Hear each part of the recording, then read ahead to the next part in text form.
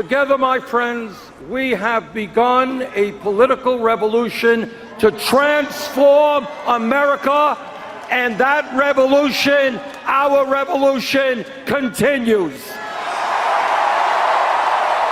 This election is about which candidate understands the real problems facing this country and has offered real solutions.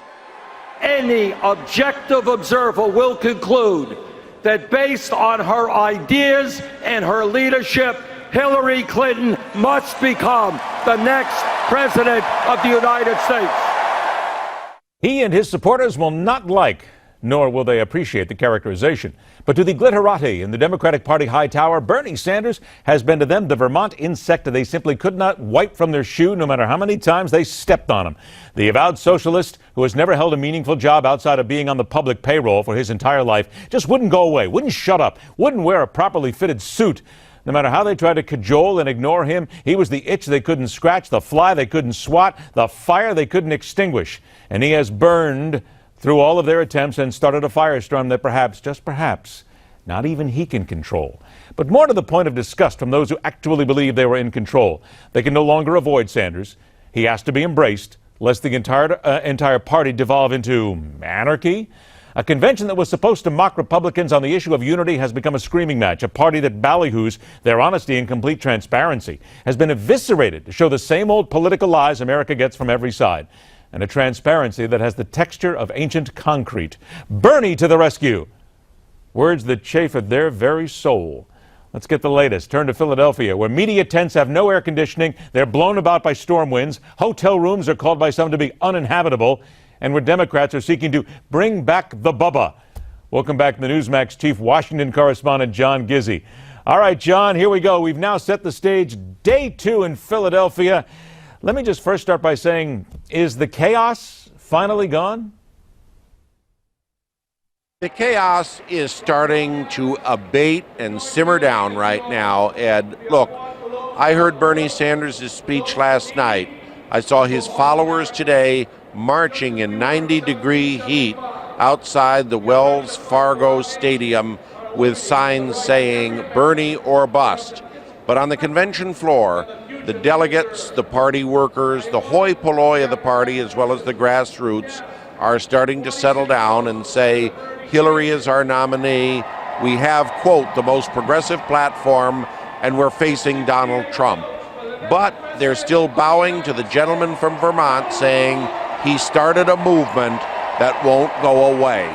So overall, I'd say it's one more step toward unity, and we'll see if Bill Clinton closes the deal in a few hours. We'll talk about the former president here in a moment, but talking about those, and as I call them, the acolytes of Bernie Sanders, the ones who were screaming that we won't vote for Hillary no matter what. John, do you get the sense when you talk to people around the convention floor that absolutely he started a movement, but he can't control these people? It is a movement that I think even he sometimes is wondering, how do I get these people back under my thrall and bring them back into the party? They're nuts at this point.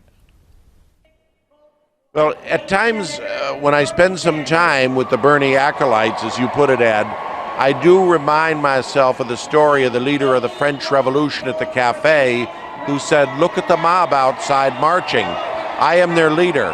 And indeed, this is the case.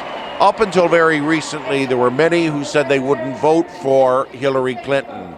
Now they're saying they're going to devote their energies to Democratic candidates for the Senate, because a net gain of 4 seats in the Senate would make Bernie Sanders chairman of the Senate Budget Committee, where he would have some real influence, whether the president is Hillary Clinton or Donald Trump. So again, it's like making amends with Hillary Clinton, but is there a lot of enthusiasm? No, there really isn't. There was a lot of talk earlier in the day, John. We heard from various wire services, various reports, that they were considering having Bernie Sanders actually officially nominate Mrs. Clinton tonight, put her over the top, make the speech, but that apparently is not going to happen right now. How close was that? Because I got to be honest with you, John, that sounds to me like the hoi polloi of the Democratic Party are just snapping their tongue in half at this point, that they've got to come to this guy, and they had to even make the offer to try and put this party together. Well, let me tell you that would be almost unprecedented. And I've seen former rivals make up. I watched Mario Cuomo in 1992 nominate Bill Clinton at the New York convention after Bill Clinton was recorded saying some very unflattering things about the then governor of the Empire State. I saw Bill Clinton 4 years ago nominate Barack Obama. It would be a bridge too far to expect someone who fought right up almost to the bitter end to nominate Hillary Clinton. Bernie Sanders had his day in the sun, or should I say, day in the moonlight last night, and that's about as far as it was going to go. I didn't take any of the reports that seriously. I've covered Bernie Sanders too long. Don't worry, John. It'll all be over soon. Give it a couple of days and you can decompress here. Again, from what you hear from the various people and from the talk around the arena floor, Republicans and Donald Trump are absolutely positive that they can get some people who were big Bernie Sanders-ites, if you will, maybe Sandernistas, I guess, as somebody quoted earlier today. I think our producer said that. Sandernistas. That perhaps they could get them to vote for Donald Trump. Do you get any sense whatsoever that a dedicated Bernie voter could cross over and vote for anybody except for Hillary Clinton? I've got a two-part answer to that, Ed. The answer is, have I met people who might? Oh, yes. And they're very excited to learn that one of the sterling parts of the Sanders agenda, that is restoration of the Glass-Steagall Act to bar commercial banks from high-risk activity, is in the Republican platform. And they note that Donald Trump treats their man with nothing but respect. But when you get them down to the fact, will you vote for Donald Trump, that's a reach, quite frankly.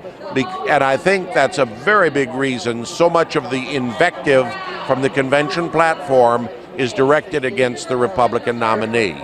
Out in the grassroots, outside the convention hall, there may be some Sandernistas who'll become Trumpites. We'll have to wait and see. You mentioned Bill Clinton earlier. Let's go ahead and speak about him. He will take the stage this evening. And I think the most interesting comment that I've read so far today is the headline that talked about him facing a highwire act as he makes the case for his wife, because many people say he's great when he's in office, but when he's not in office, sometimes he really goes astray when it comes out to message. Give us an example and give us an idea of what you expect and what you hear may come out of this speech tonight and how you think he'll handle it. I never thought I'd feel sorry for Bill Clinton, but after being on the convention floor up until a few minutes ago, the expectations are being built up to such a level that I'm afraid he can't reach them. Now, I may be proven wrong. Bill Clinton has surprised people before. Don Fowler, who was Democratic National Chairman under President Clinton, said he's the best speaker in the party. And he's just worried he may get a little carried away talking about the woman he loves. Gray Davis, former Democratic governor of California and longtime Clinton friend, says that there's no one like Bill Clinton. I am saying that the audience out here is expecting a true rock star, almost a Lady Gaga of the party, and he's got a lot to live up to. But again, he did it when he nominated Barack Obama for president 4 years ago. He did it at the 2000 convention in his farewell address in Los Angeles. It wouldn't surprise me if he steals the show once again. That's Bill Clinton. John, you left me with a really bad visual because all of a sudden I was thinking about Bill Clinton in a dress of meat. But then again, I'll have to blow that one out right away. Please don't put Lady Gaga and Bill Clinton together ever again, please. 2 minutes I have left here. The new favorability numbers from Gallup have Hillary hitting an all-time low, 57% unfavorable. That's only 2 points less than Donald Trump at this point.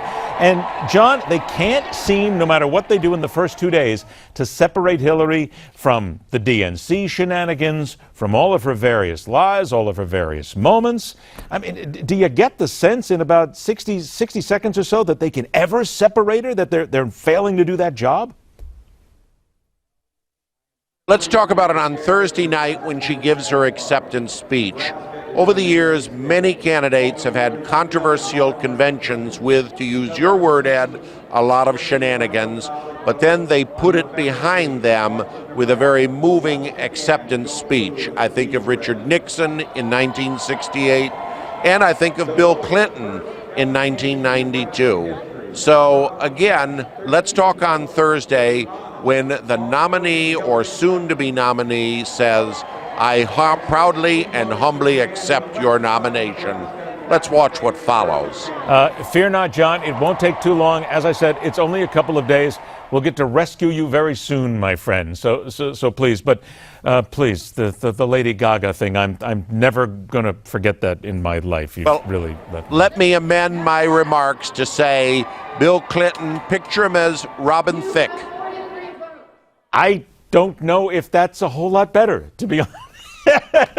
but okay, I'll give you Robin Thicke over a very talented Lady Gaga anytime. Hey, don't forget, everybody, go to Newsmax.com. John Gizzi writes there 24/7. You can catch up on everything that's happening at the convention and everything that goes on inside the Beltway. John, thanks so much for joining us, my friend. We're going to get to your phone calls here coming up next, right after we talk to Michael Reagan. 1-877-NEWSMAX. 1-877-639-7629. In the delegate count right now, Hillary Clinton, 1553. Bernie Sanders at 994. 2382 is the magic number. They hit it during this show. We'll bring it to you live because it is history. Stay with us. The Hardline continues.